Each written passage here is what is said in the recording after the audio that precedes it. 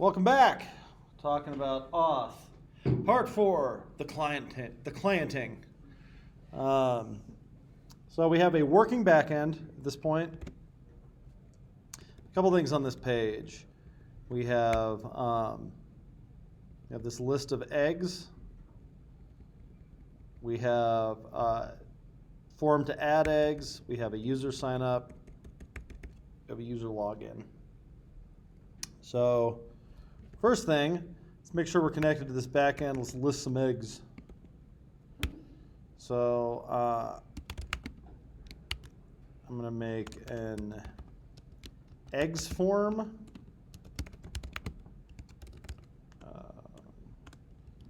Query selector eggs form. That's what I called it, right? Or nope, this one's just going to be eggs. This one is eggs list. All right, so I have an eggs list. I want to fetch localhost 4100 / eggs. Let's take the response, parse it, and then take the response and then make some, let's just do this. Response.eggs.map will turn each of the egg things into egg list items.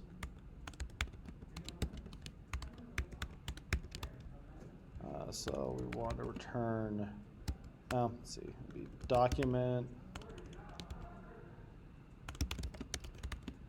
li is document.create element li. Nice. li.textContent equals egg.preparation style return li. Why wait? We can extract that out and call this function egg to li. Takes in an egg and then does all this stuff.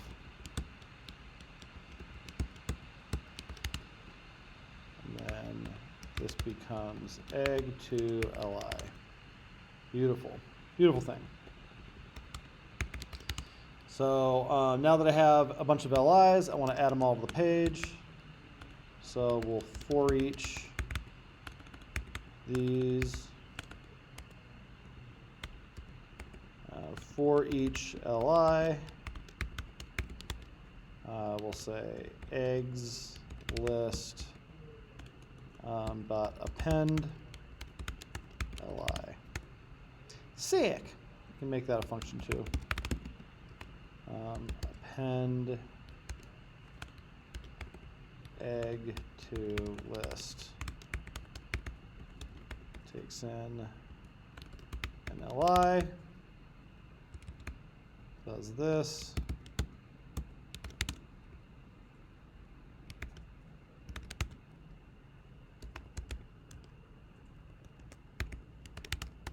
Cool.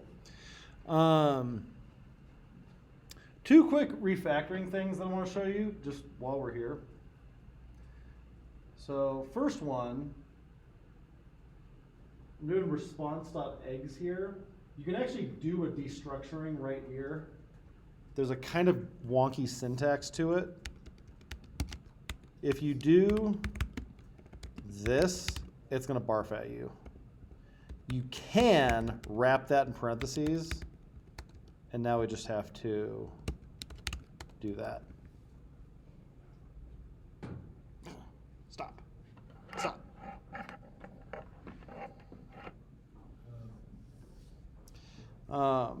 It's just destructuring, but you can actually do it in the parameters for a fat arrow, which is kind of neat.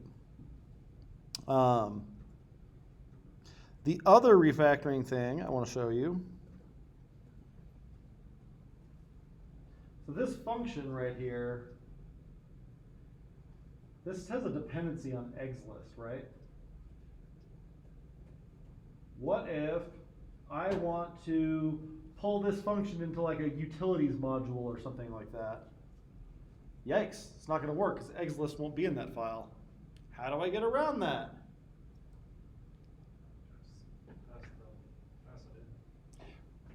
But I'm not passing anything in here.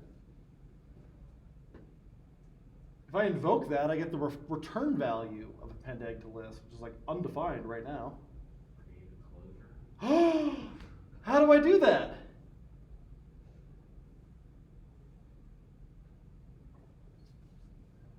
That's the right answer, by the way. Walk me through it. How do I make this function close over eggs_list?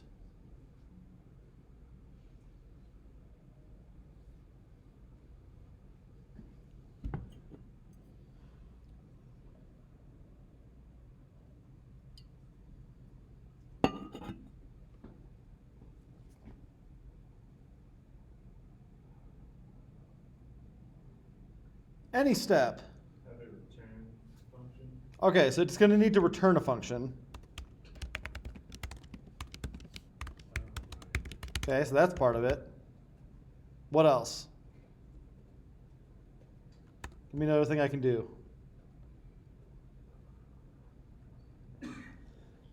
Move the eggs_list into that. Okay, move the eggs_list into that. Into that function that's been returned. You sure? I'm not sure.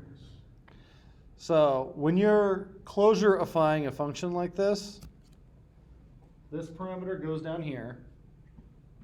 Because that inner function, that's the one that's going to get for eached over. That's the one that's going to get mapped over. That's the one that's going to get filtered over, is this thing that we're returning. So that needs to move into there. This is the thing that I can invoke. So that might take in an eggs_list like that. Now I move this into here. So I can invoke this with this, and get a function back. I can see that. I have closed over it.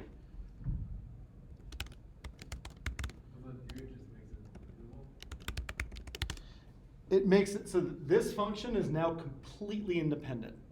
It doesn't require any variables to be available in scope. I can put it in another file, I can put it in an npm package, I can put it anywhere. It's pure now. Append egg to list is pure. This is a pure function. Everything in here is self-contained. Actually, it's not a pure function because it's modifying this. But it is like completely encapsulated. I don't like this at all.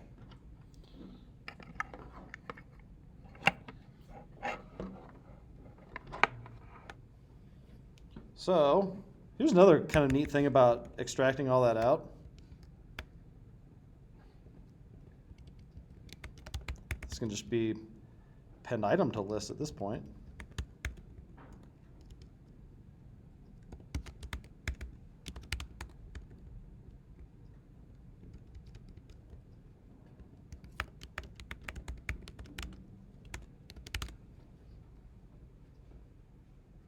Now, that's about as generic as you can get. Anytime I need to append something to a list, I got a function for it. Can even tighten up the syntax on that.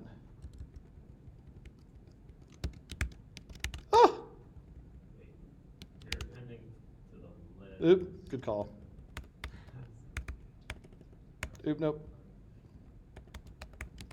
There we go.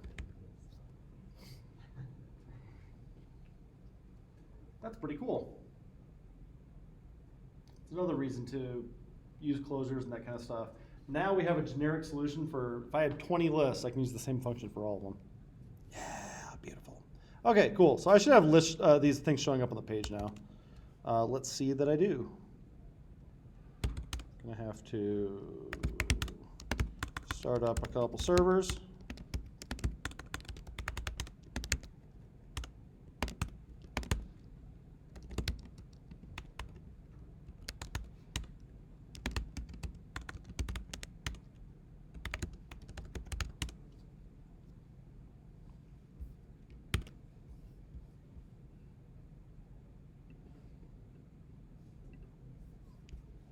Course header's missing. I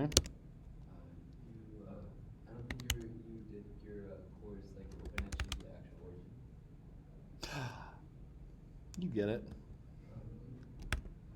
So that stuff is all in config.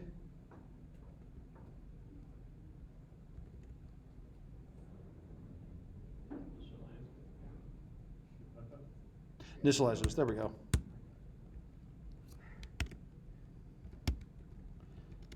Awesome. And since I changed an initializer, and the app only initializes once, gotta restart it. Hey! So we're listing eggs. Now, I need to be able to sign up.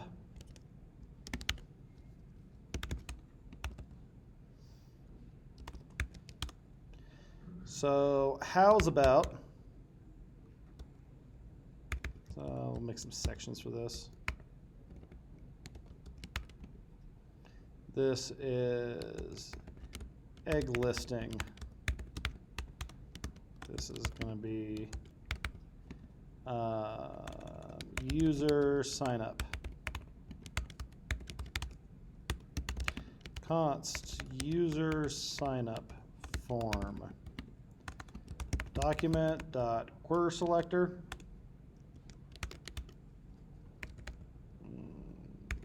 What do we call it?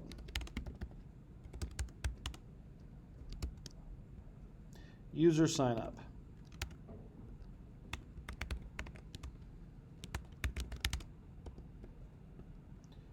Okay, user sign up.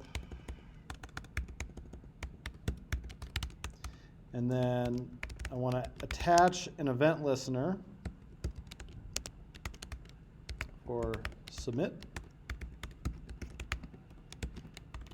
What's the first thing I do when a form submits? Console log it. Nope. Oh. Gotta prevent that default, baby.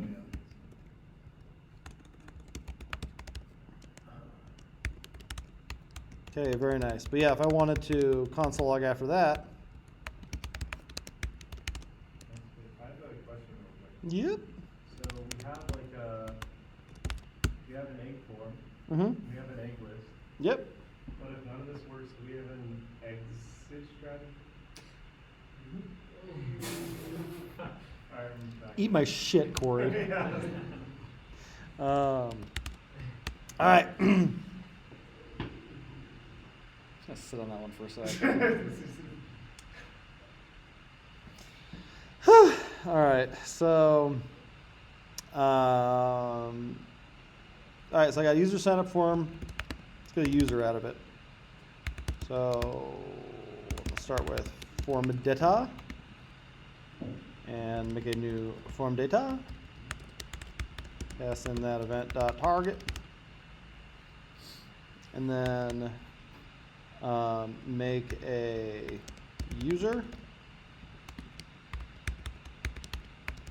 Username is form data dot get username. I'm sorry, I have a question. Yep. For the new form, this is a real one. For the new form data, like, isn't it not isn't the event target in this case the button? Don't we have to do like event.target.parent or the user sign up form itself?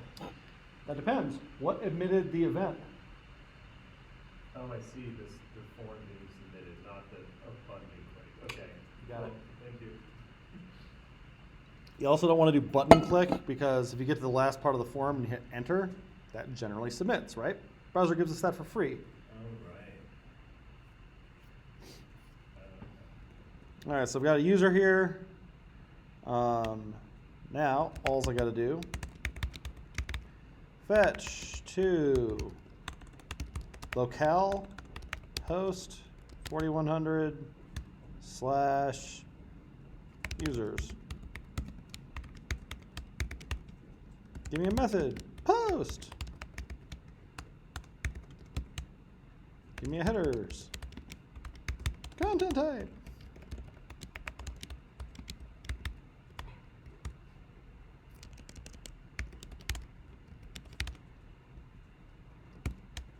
Give me a body, Springify.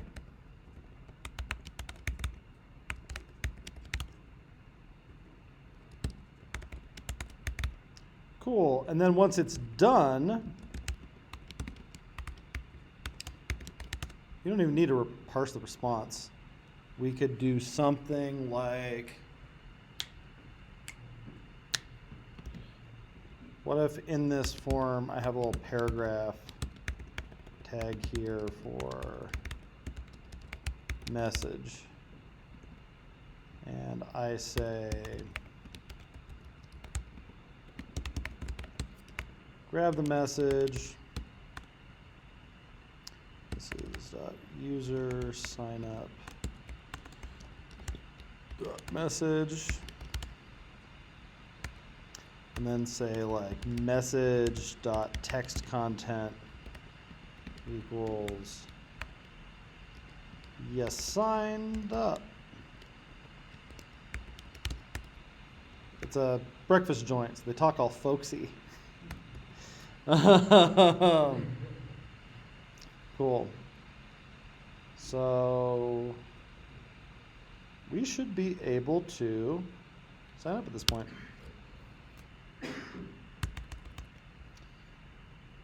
If I say Corey, create user, you signed up. Furthermore, if I go over to Postman and try to log in with Corey,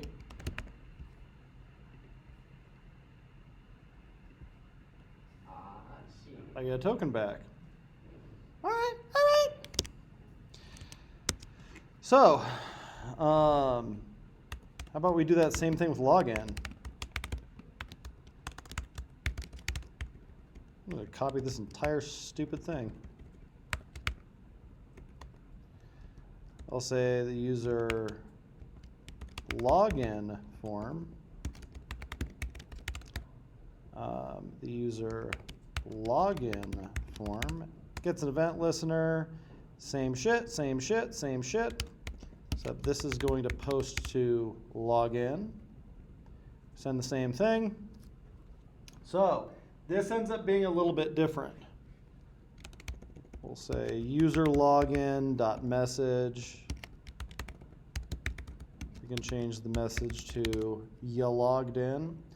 On this one, we do actually want to parse the response, though. Why?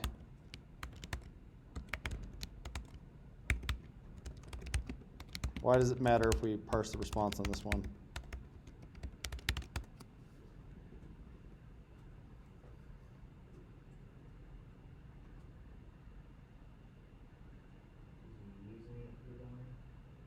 We're using what for the DOM?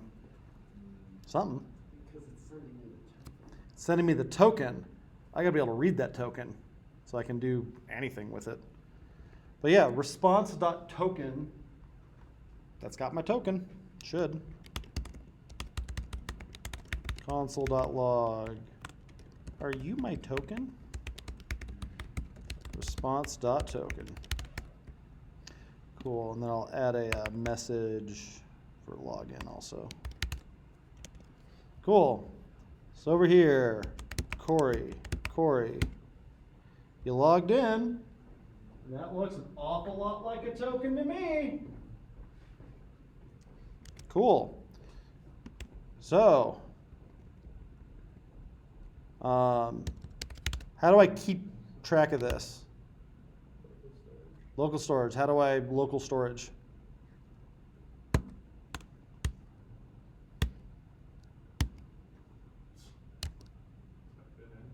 There, that's a start. Then what? I think it's dot set item. I like it. What should I call it? I like the way y'all think. Okay. And what am I setting it to? Response.token. Correct. Done. That's literally it. So what if we...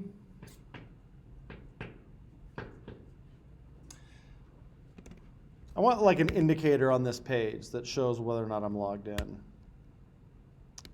So I'm going to make a P up here for login status.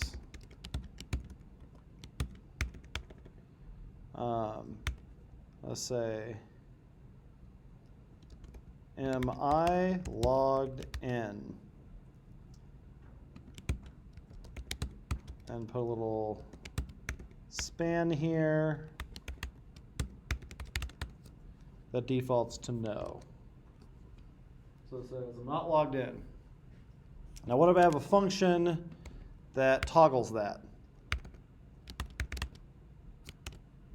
So make a login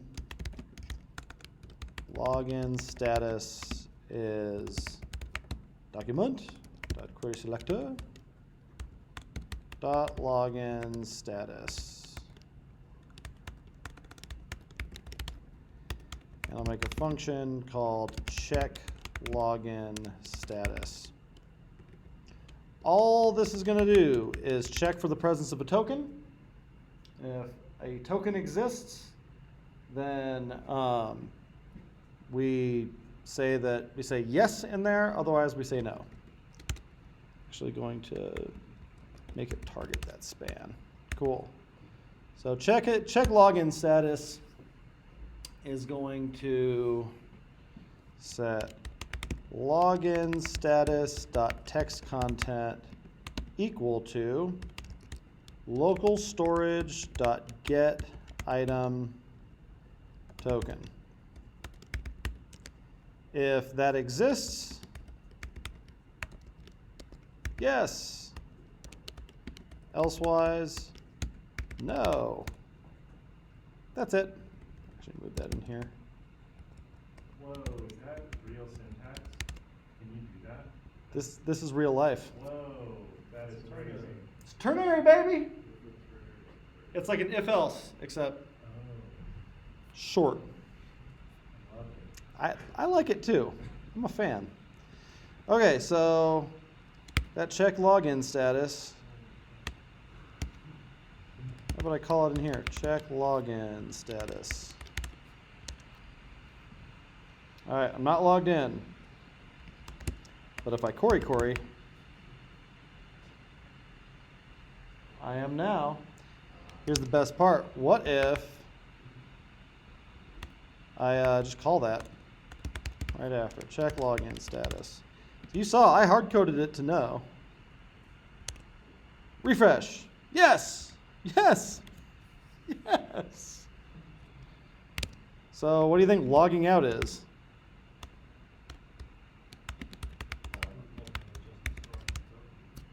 That's it. From the client's perspective, if you don't have a token, you're logged out. So how about I make a button over here? Quick question. Yeah. Can't you spoof that token though? I mean, like, is it, Oh, sure.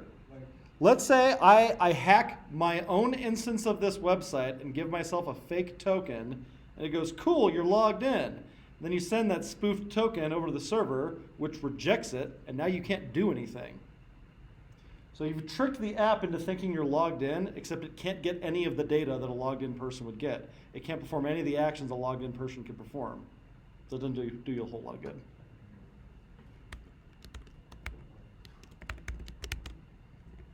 Great question. Okay, so I'm going to make a button over here that says log out. I'm going to get that button.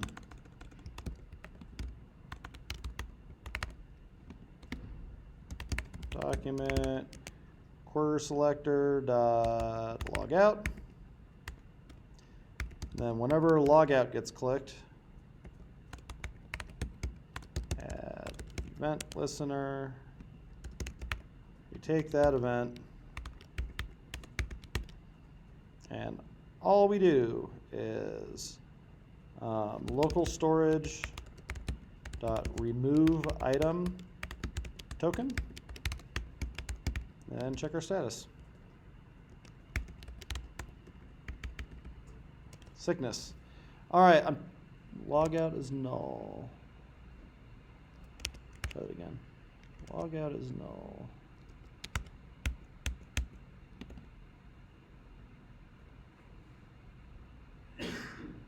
Class logout dot logout logout.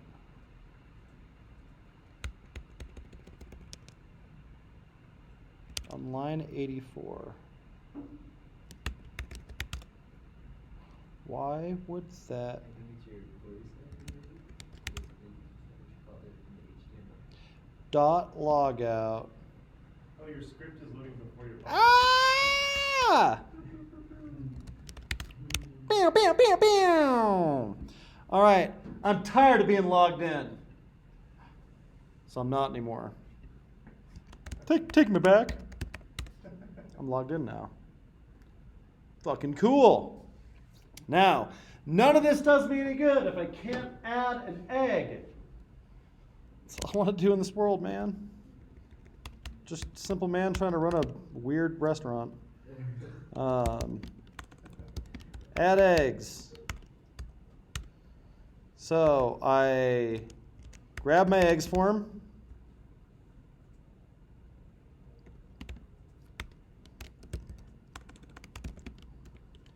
Add egg. Document dot query selector. Add egg. I add event listener. Not click submit. And then I prevent that default.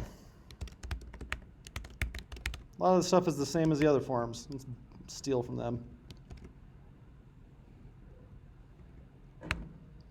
So I grab some stuff. I get the form data. All I need is the egg. It has a preparation style and a preparation style.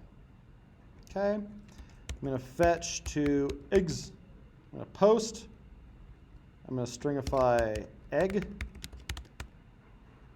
Now, one other thing that I have to do in here. What is it? Put your token in the headers. Yes, thank you. What's the header called? You got it. I can do local storage dot get item token. Neat. I parse the response. The response I get back is an egg. I guess the sweet thing to do would be to turn that egg into an LI and then append it to a list. Egg to LI, append item to list, you say. Egg to LI, response.egg. Let's see, LI, and then, what was it? Const, nope. Append item to list. I want to append it to, what do I call it? Eggs list. Eggs list. Ooh, this is slightly different though. So I have this closure. This is how I used it before, but that was getting passed into like a for each. I don't have a for each. What does this evaluate to?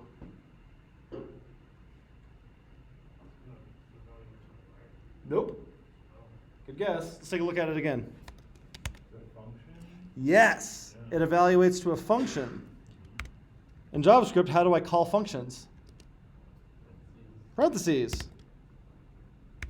What?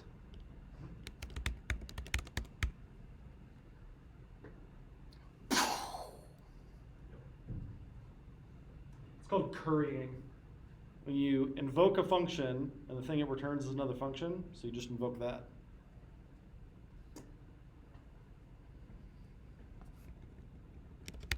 Neat. I wonder if it works. Am I logged in? Yeah. Scrambled. Egg is undefined. You're undefined.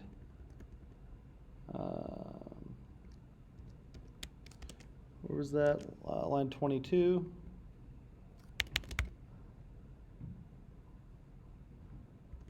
Egg to li. I am sending something back, aren't I? Did it make it in there? No. Let's take a look at what's in this response. Scrambled. No token, brah. No. But I has token. I can has. Oh, I figured it out. Anybody see what the problem is? It's how I'm doing this shit by hand. You forget things like this. Is that what the authorization header was supposed to look like? Oh, there's supposed to be a bearer also. There we go. There we go. So I say bearer. Cool. Now, scramble it. Sick. Does that still exist when I'm here? Why, yes, it does. What about if I log out? I am not logged in. Debuild. Can't decode it, brah.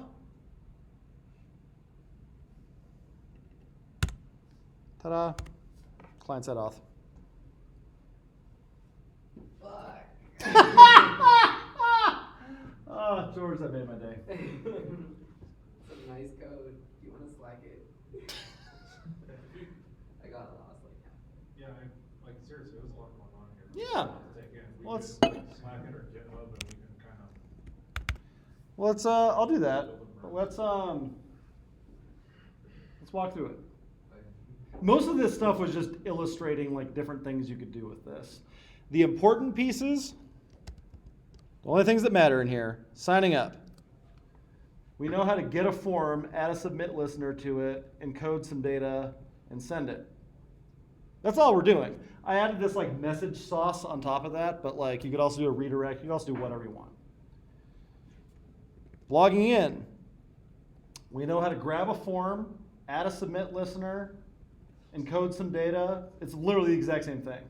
The only new thing that we're doing is setting the token when it comes back. We could also toggle login status. We can do whatever we want. We're going to find some easier ways to do this in React and Mod 4, so don't overthink this kind of thing. That's the only new piece there, is local storage.setItem. Then, when we're doing something that we should only be allowed to do if we're logged in,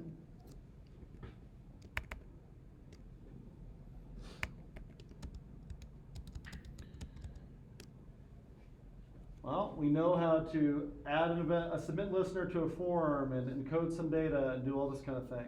New thing here is adding this authorization header. It's the only new thing there. Then the last piece that's new is logging out. We know how to add a click listener to a button. The new thing here, destroying a token. That's it. The other stuff, toggling status, the ternaries, the closures, all that stuff is reinforcing some things that we've talked about kind of late in Mod 3. But as far as the auth stuff goes, those are the only new things. Hit me with some questions.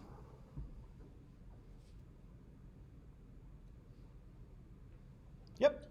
The eggs index persists even when you log out, but if you changed in the eggs controller before action authenticate Mhm. the index, Yep. baby.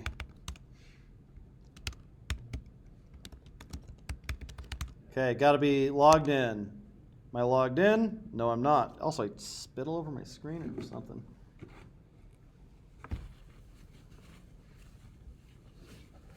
Oh, but then if you refresh.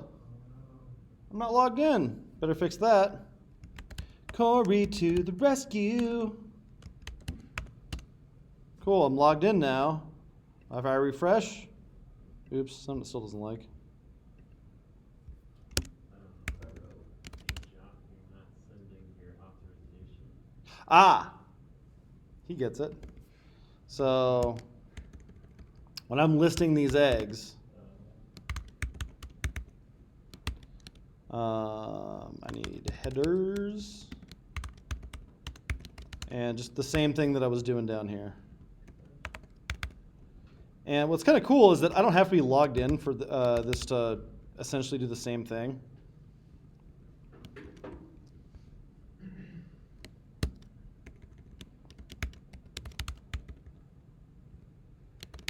Cool. Does it work now?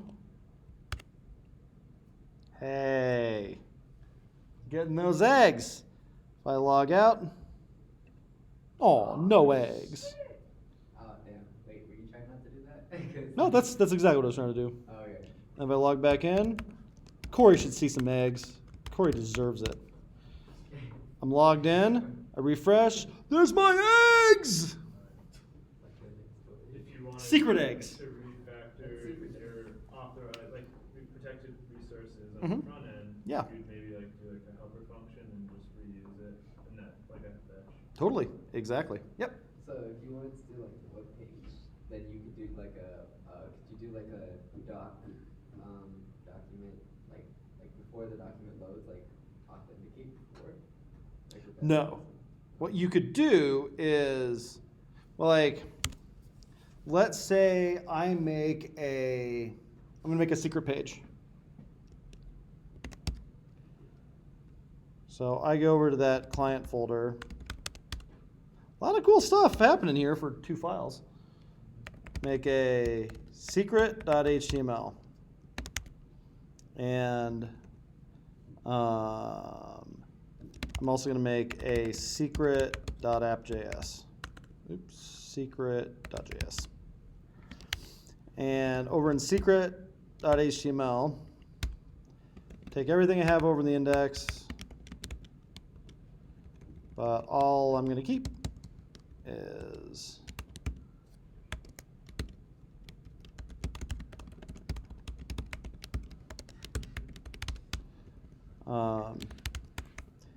and then this is going to be secret.js. Over in secret.js, we are going to check for the presence of that token.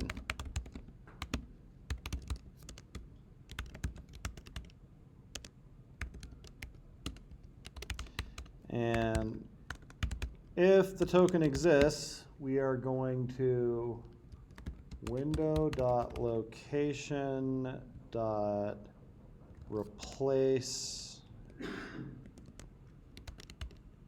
actually, token or like that. So if the token exists, none of this happens. If the token doesn't exist, it tries to do this, which happens to redirect it back home. So we go back over here, make an anchor to it, secret.html.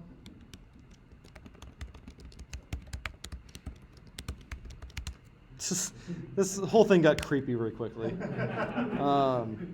Cool, want to know a secret? I'm logged in, so it shows me the secret. If I go back over here and log out, I got kicked out.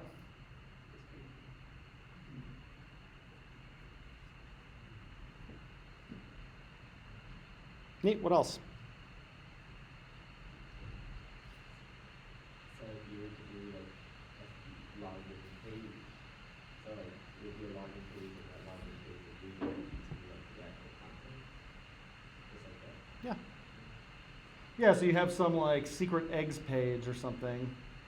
And yeah, when you log in, it just sends you to the secret eggs page. If you try to type it in or go there, you get kicked out and redirected somewhere else. Yep. Is it real, like, full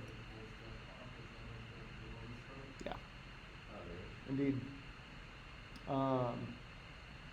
Yeah, that's your real Westworld moment. Like, I've done this whole sequence like a few times. Lots of videos on it. And I guess it'd be more of a Battlestar Galactica moment. All of this has happened before. All of this will happen No again. spoilers, I just started. Sorry, I like just started like a week ago. Sorry. Well, you're in for a treat because that is maybe the best show ever made. Westworld's the best show ever made, but Battlestar Galactica is a very close second.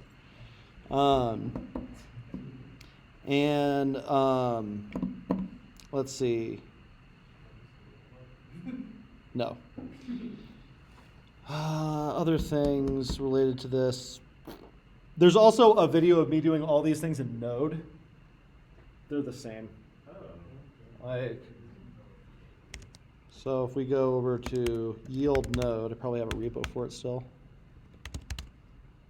Node auth.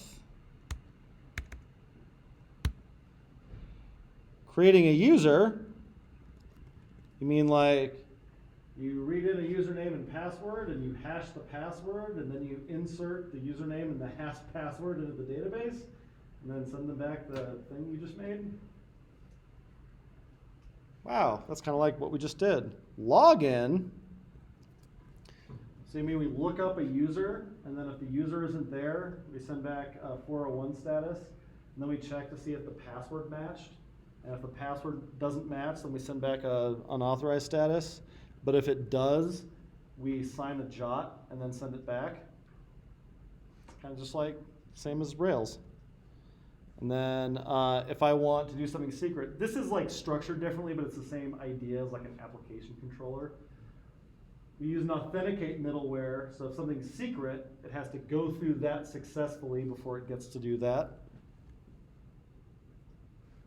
And then, but to authenticate, we read the token out of the headers. It even looks exactly the same. And if the token isn't there, it's unauthorized. Otherwise, we pull out the ID from the token and then use that to look up a user. And then we make a user thing available to all future parts of the request. Weird. It's like that's exactly what we just did in Rails. And if I look at the client for that, which I apparently never made. Same stuff though. That's what we just did.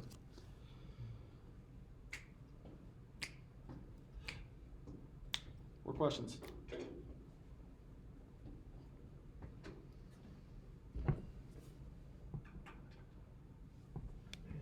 Well, I just want to say on behalf of my cohort mates, thank you for working with us. Yeah, man. No matter how egregious. And I like that you treated us all the same. It was very egalitarian. Bless you. That's all. Rails auth. In honor of you, I'm going to call this Rails auth for Corey, and I'll post up a repo. Cool. Thank you all very much. Thank you. Thanks, God. You're very welcome.